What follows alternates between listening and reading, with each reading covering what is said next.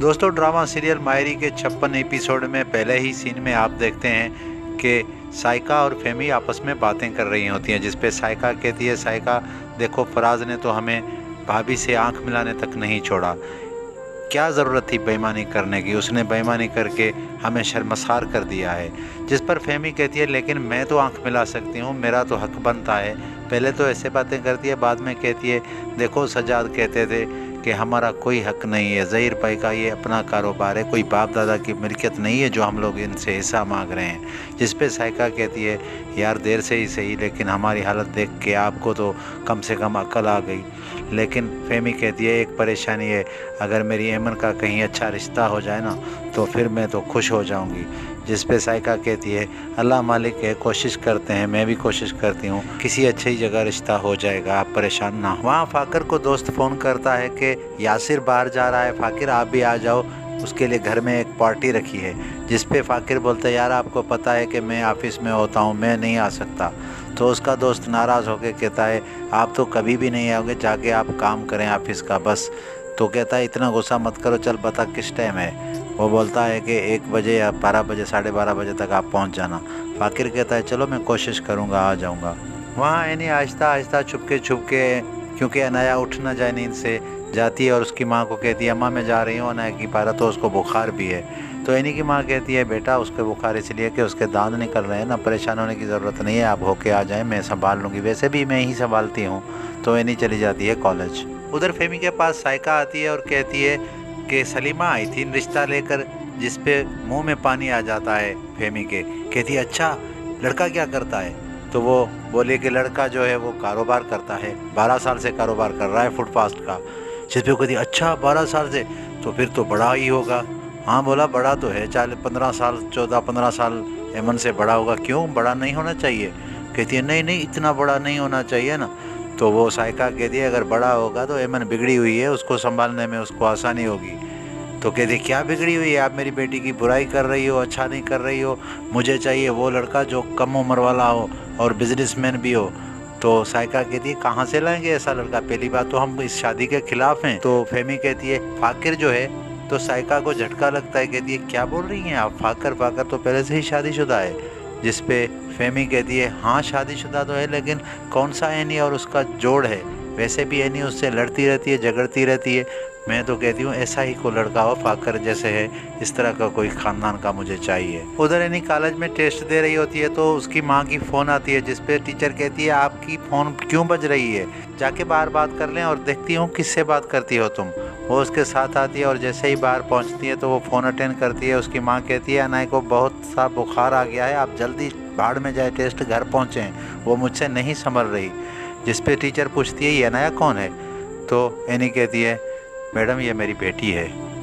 Teacher परेशान हो जाती है। वहाँ फाकर अपने दोस्तों के पास जैसे ही पहुँचता है तो दोस्त उससे छेड़ते हैं, कहते हैं, फाकर बता कैसा रहा शादी का तजुर्बा? तो फाकर कहता है, यार तजुर्बा हमने नहीं किया, तजुर्बा हमारे बड़ों ने किया था, पता नहीं क्यों कर दिया ये ऐसा तजुर्बा। तो कहते हैं, क्या मतलब है, आप खुश नहीं है इस शादी से?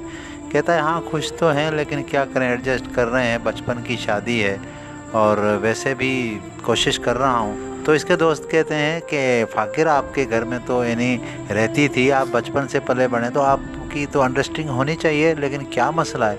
बोला, नहीं कोशिश कर रहा हूँ और मेंटेन कर रहा हूँ, ये देखो मैं तुम्हें अपनी बेटी की पिक्चरें दिखाता हूँ। वो उनको पिक्चर दिखाने लगते हैं अनाया की। वहाँ एनी कॉलेज से जैसे ही आती है तो बीच सड़क में उसको चक्कर आ जाते हैं और वो जाके गिरती है, जिस पर डॉक्टर नाहिद उसको देख लेती है और उसको अपनी गाड़ी में लेके हॉस्पिटल पहुंचाती है।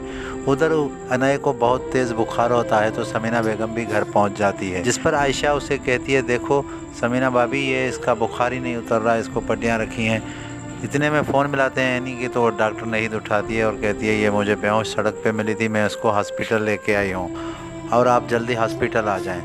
जिस पे वो परेशान हो जाते हैं, कहते हैं, चलो चलो हॉस्पिटल देखते हैं क्या हुआ है, खैरियत तो है? बोला, इस परेशानी की बात नहीं है, आप पहुँच जाएँ। उधर फाकिर दोस्तों के साथ बैठा होता है तो अचानक फ़ोन देखता है कि इतनी कालें अम्मी की और एनी की, खैरियत तो है? बेकॉल करता है तो वो कहते हैं, जल्दी हॉस्पिटल आप पहुँच जाएँ। तो कहता है, अल्लाह खैर करे, पता नहीं क्या हुआ है, मैं जाता हूँ। तो वो दोस्तों से चलाता है। वहाँ फाकर जैसे ही हॉस्पिटल में आता है तो सारे परेशान होते हैं और डॉक्टरानी जैसे ही आती है कहती है, बच्ची का ब्लड प्रेशर बिल्कुल लो था, शुक्र है कि मैंने वक्त पे देख लिया, लेकिन अभी वो खतरे से बाहर है, जिस पे सब कहते हैं अल्लाह का शुक्र है। वैसे भी इसको रात को पूरी रात जागना होगा, इसने अपनी नन्ही बच्ची को देखा होगा। तो डॉक्टरानी हैरान हो जाती है, कहती है क्या ये मेरिड है? तो सब कहते हैं हाँ मेरिड है। तो डॉक्टरानी कहती है शर्म नहीं आती आपको इतनी छोटी बच्ची की शादी करते हुए? कम से कम इनकी उम्र का तो ख्याल करें। चलो मैं देखती हूँ, कोशिश करती हूँ कि रिकवर हो जाए। वहाँ साइका फराज को फ़ोन मिलाती है, लेकिन फराज उसकी फ़ोन नहीं उठाता। वो परेशान होती है, इतने में हबीब आ जाते हैं। तो साइका उसको कहती है जल्दी चलो हबीब, जल्दी चलो, एनी की तबीयत सही नहीं है, सारे लोग हॉस्पिटल में हैं। तो हबीब कहता है क्या हुआ एनी को? तो साइका कहती है वो परेशान हो रही के आ रही थी तो बीच रास्ते में बेहोश हो गई थी, उसको हॉस्पिटल ले गए हैं। तो हबीब कहता है 1 मिनट ठहर जाओ, मैं राहिला को बता दूँ। तो साइका कहती है छोड़ो राहिला को, अभी जल्दी चलो, हमें पहुँचना है वहाँ। उधर हॉस्पिटल में फ़ाकिर को समीना बेगम कहती है कि देखो फ़ाकिर, आहिस्ता बोलो, कहीं मुन्नी उठ ना जाए, और उठे तो इसको ऐसे फीडर देना, और एनी का भी ख्याल करना, तुम यहाँ कमरे में ही रहना। वहाँ फेमी के पास रिश्ते कराने वाले मासी की फ़ोन आती है और कहती है कल रिश्ते वाले आ रहे हैं, संडे को आपके घर में आएंगे। जिस पे वो खुश होकर कहती है अच्छा तो कितने लोग आ रहे हैं? तो वहाँ से जवाब मिलता है कि ट्रक भर के आ रहे हैं, कम से कम 15-20 तो होंगे। तो फेमी कहती है 15-20 लोग, कोई मेला देखने आ रहे हैं? पीछे से समीना भाभी सारा कुछ सुनती है और उसको समझाती है देखो ऐमन अभी छोटी है, छोटी कम उम्री वाली शादी का नतीजा तुम देख चुकी हो। अभी एनी की तबीयत देखो, वो वैसे ही एनी भी ठीक नहीं है, और हम पहले से ही एनी की शादी करके फंस गए हैं, आप कुछ ख्याल करो। लेकिन वो मानती ही नहीं, कहती है आप इस शादी के ख़िलाफ़ क्यों है भाभी? तो कहती है मैं इस शादी के ख़िलाफ़ नहीं हूँ, मैं कह रही हूँ कि ऐमन की अभी इतनी उम्र नहीं हुई। फेमी कहती है आप खर्चे से घबरा रही हैं। समीना भाभी कहती है खर्चे की बात नहीं है, जिस पर फेमी गुस्सा होकर चली जाती है और कहती है अगर इतना ही ख्याल है तो सारा दिन एनी से काम मत करवाओ, तो एनी बिल्कुल ठीक हो जाएगी। उधर साइका जैसे ही हॉस्पिटल पहुंचती है तो कहती है कि किसकी नज़र लग गई मेरी एनी बेटी को? क्या हुआ? लगता है किसी ने जादू टोना कर दिया है इस पे। तो ऐशा कहती है कौन करेगा जादू टोना? जिस पर साइका कहती है वही जो लाया है हबीब घर में नई नई दुल्हन। जिस पे हबीब कहता है कि आपको तो हर चीज़ में राहिला ही मुलवस नज़र आती है, क्यों?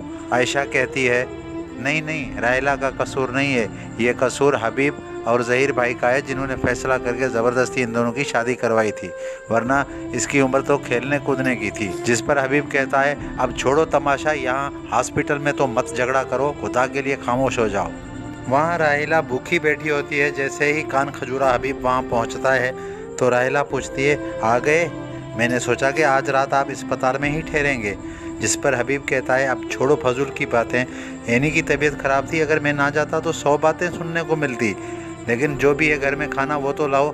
तो वहाँ पे राहिला कहती है क्या है खाना? कुछ भी नहीं है, फेमी और साइका ने ऑर्डर करा के छुप छुप के खा लिया है, और उधर कुछ भी नहीं है घर में, खाली डब्बे पड़े हैं किचन में। जिस पर हबीब कहते हैं तुम भी ऑर्डर दे के मंगवा सकती थी, और ये क्या तरीका है? चलो ठीक है मैं ही मंगवा लेता हूँ।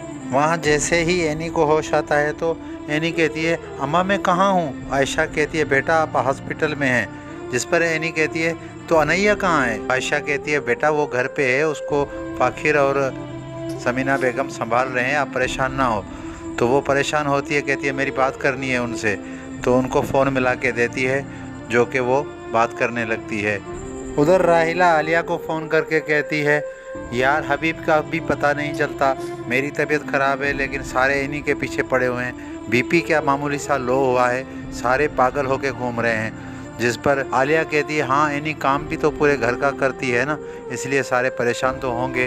तो राहिला कहती है मुझे भी तो आराम की ज़रूरत है, डॉक्टर ने मशवरा दिया है, मैं भी तो माँ बनने वाली हूँ, मेरे पेट में भी बच्चा है, हबीब को सोचना चाहिए कुछ मेरे बारे में, लेकिन वो नहीं सोचता ही नहीं। जिस पर आलिया कहती है देखिए उसकी बेटी थी तो इसमें कौन सी बड़ी गलती कर दी उन्होंने। राहिला कहती है आप तो लेक्चर ही देती रहती हैं, ऐसा कह के फ़ोन बंद कर देती है। उधर एनी के पास समीना बेगम नाश्ता लेके आती है और कहती है एनी कैसी है तबीयत आपकी? तो एनी कहती है बिल्कुल ठीक। तो समीना बेगम कहती है देखो बेटा अगर आप ख्याल नहीं रखोगी अपनी सेहत का तो हमें भी परेशानी होगी और आपको भी परेशानी होगी, चल ये नाश्ता लाई हूँ ये तुम्हें खाना है। तो एनी कहती है अम्मा अनैया कैसी है? तो कहती है अनैया बिल्कुल ठीक है और वो मज़े में है, आप खाना खा लें। वहाँ साइका और फेमी दोनों खाने पे बैठी होती हैं। कहती हैं यार ये कैसे पराठे बना के गई है समीना बेगम, इतने मोटे मोटे, जिस पे साइका को गुस्सा आता है। कहती हैं कि अगर ऐसे ख़राब लग रहे हैं तो खुद जाके क्यों नहीं आप बना लेती। और वैसे भी ये जो बर्तन है, ये बर्तन आप अपनी बेटी एमन को कहें कि साफ़ कर दे, रख दे। वैसे भी एनी है नहीं। जिस पे फेमी को गुस्सा आता है और कहती है मेरी बेटी काम नहीं करेगी क्योंकि उसे काम से एलर्जी होती है। मैं उसका रिश्ता भी वहाँ करूँगी जहाँ पे कोई काम ना करे। इतने में कान खजुरा आ जाता है और कहता है मुझे गरम नाश्ता कौन खिलाएगा। जिस पे साइका कहती है गरम नाश्ता जाके अपनी महारानी से मांग, यहाँ कोई नहीं है, खाना है तो ठंडा अंडा पड़ा है जो समीना बेगम तैयार करके गई है वो जाके खा ले। तो उनके सामने से वो अंडा लेके चला जाता है और वो चिल्लाती रह जाती हैं। वहाँ फाकर जैसे ही हॉस्पिटल पहुँचता है तो समीना बीबी और आयशा कमरे से बाहर चली जाती हैं। कहती हैं बेटा आप लोग बातें करें, हम जब तक बाहर जाते हैं। तो फाकिर कहता है कैसी हो एनी। एनी कहती है बिल्कुल ठीक हूँ, आप सुनाएं। तो वो भी कहता है मैं ठीक हूँ। अनैया कैसी है। तो फाकिर कहता है वो भी ठीक है यार, एक रात मैंने संभाला है, मुझे पता चला है आप कैसी इसको संभालती हो, आपको तो सैल्यूट करना चाहिए।